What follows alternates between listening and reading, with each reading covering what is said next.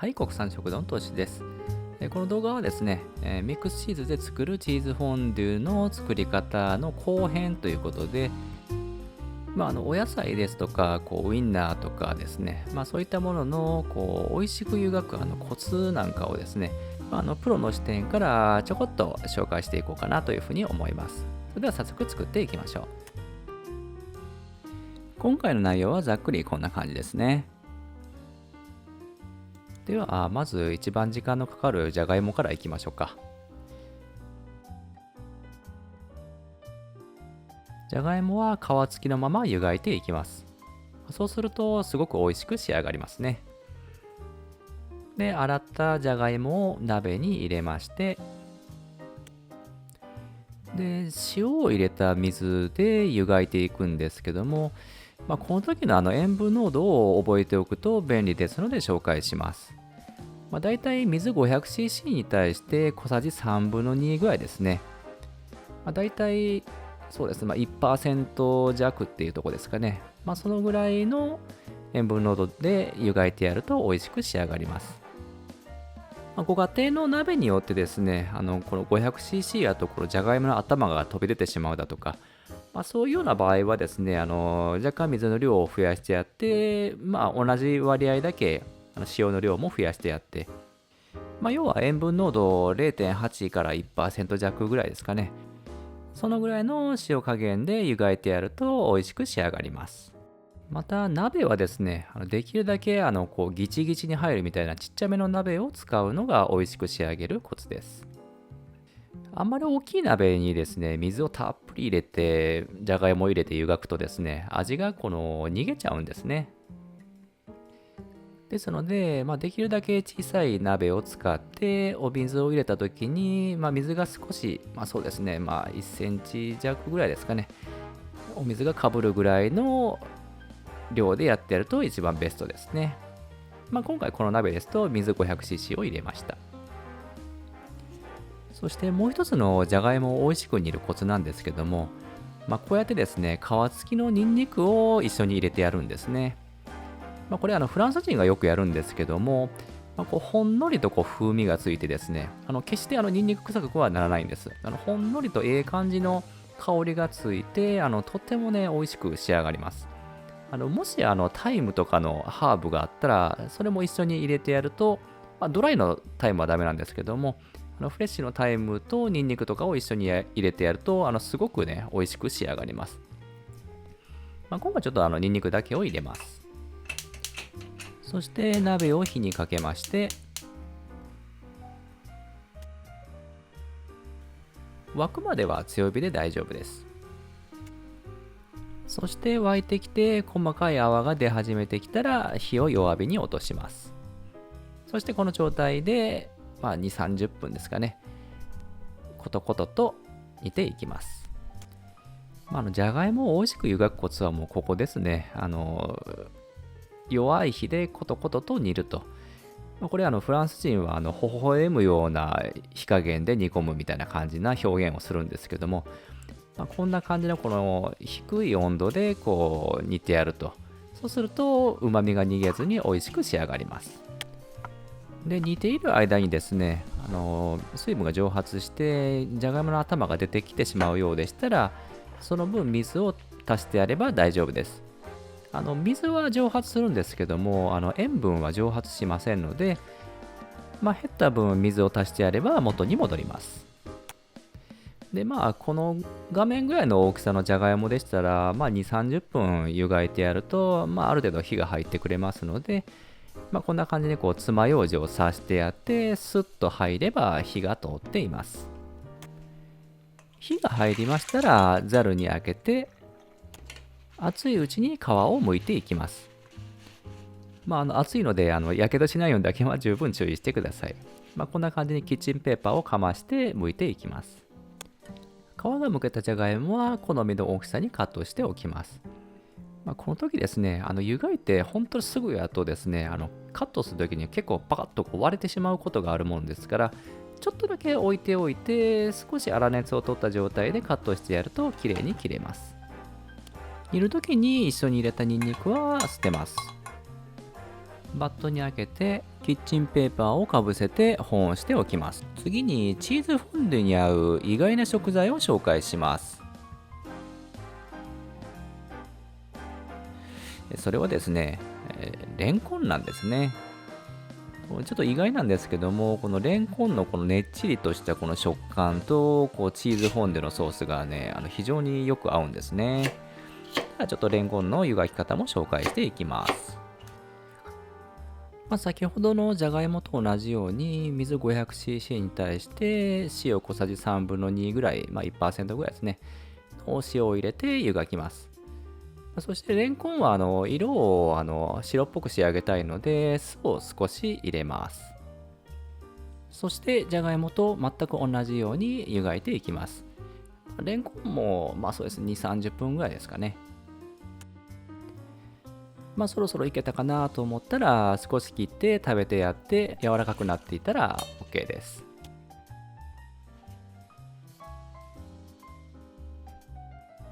で、次に人参ですね。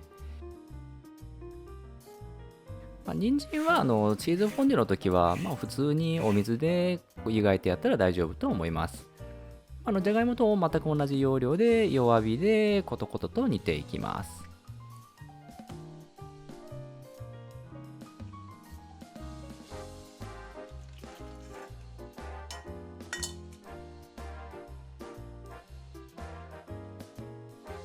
で、次にブロッコリーですね。ブロッコリーなんですけども、ちょっとついでにブロッコリーの美味しいやつの選び方をちょっと言っておきますと、ブロッコリーはこの辛いの部分ですね。この部分がギュッと目が詰まっているものが美味しいですね。で、食べやすい大きさに切りまして、軸の部分もですね、美味しいので、皮を削いでやって、乱切りにしてやって一緒にいただきます。で、ブロッコリーはですね、結構しっかりめの塩をして湯がいてやると美味しく湯がけます。目安はですね、だいたい水1リットルに対して塩大さじ1ぐらいですね。こういうブロッコリーとか、そうですね、スナックエンドウとかですね、結構硬い系のやつは、割と結構しっかりめの塩で湯がくと美味しくなります。水にちょっと取るんですね。ですので、そこでもちょっと塩分抜けていきますので、こういう系は少しちょっと塩を強めで湯がくと。それがコツですね。そして氷水も用意しておきます。ブロッコリー湯がいた後に、これ自然冷却とかでもいいんですけども、そのまま結構熱がどんどん入っていってしまいますので、ブロッコリーってちょっと湯がきすぎるとね、あんま美味しくないんですよね。ですので、加熱が終わった後に冷水にさっと取って、加熱をピッと止めてやると。そういう風にすると、ピタッと美味しく仕上がるのでおすすめです。お水に塩を入れて沸かしたところに軸から先に入れます。入れたら少し火加減を調節しまして、このぐらいの火加減ですね。クラクラクラっと沸いてるような、そんな感じの火加減で茹でていきます。そして軸を入れた後に、そうですね、1分ぐらい経ったら、房の部分を入れていきます。で、房の部分を入れるとですね、水温がちょっと下がってしまいますもんですから、もう一度火をちょっと強火にしてですね、先ほどの火加減ぐらいになるように湯の温度を上げます。このぐらいになってきましたら、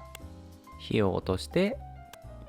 かき混ぜながら軽くポコポコいってるぐらいの火加減で茹でていきます。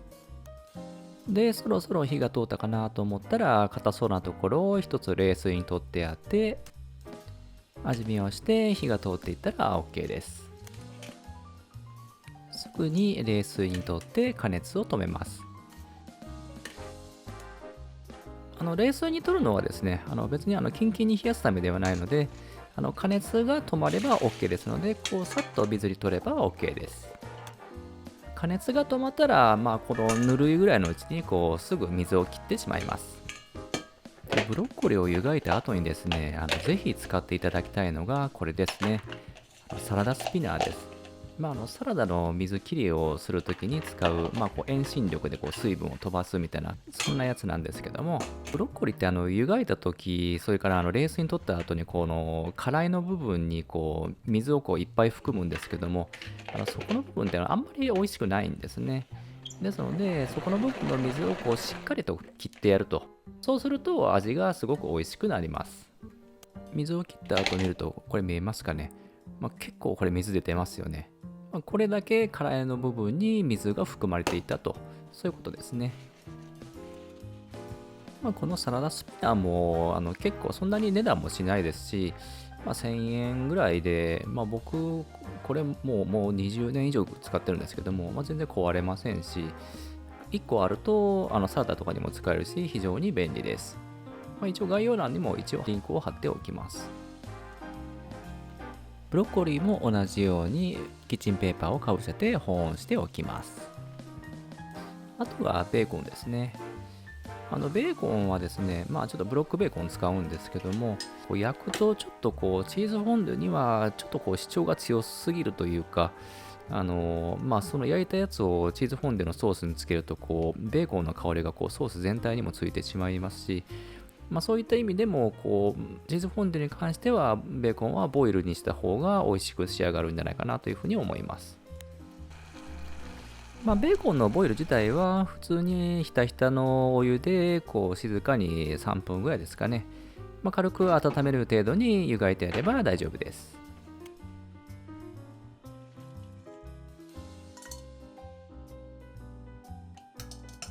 あと最後にウインナーですね。チーズフォンデにはなくてはならないですよね。で、ウインナー普通にボイルしてもいいんですけども、このウインナーのちょっと美味しい、ジューシーな湯がき方みたいなのもあるんで、ちょっと紹介しようと思います。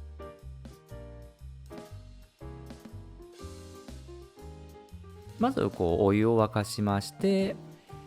沸いたら火を止めます。そしてすぐにウインナーを入れて、蓋をします。この状態で10分ぐらい放置するとですね、だいたい75から80度ぐらいですかね、そのぐらいの温度でじんわり火が入っていて、ウインナーがすごくパリッとジューシーに仕上がります。これがウインナーの美味しい湯がき方ですね。と長々と説明してきましたけども、この中の気になるなというやつだけでもやってもらったらいいかなというふうに思います。仕上がりはこんな感じになります。では別動画のチーズフォンデュのソースで美味しくお召し上がりください。最後までご視聴いただきありがとうございます。このチャンネルではお料理のちょっとしたコツやお料理初心者の方のここがわからないということに答えています。このチャンネルを楽しんでいただけたら評価とチャンネル登録で応援をお願いいたします。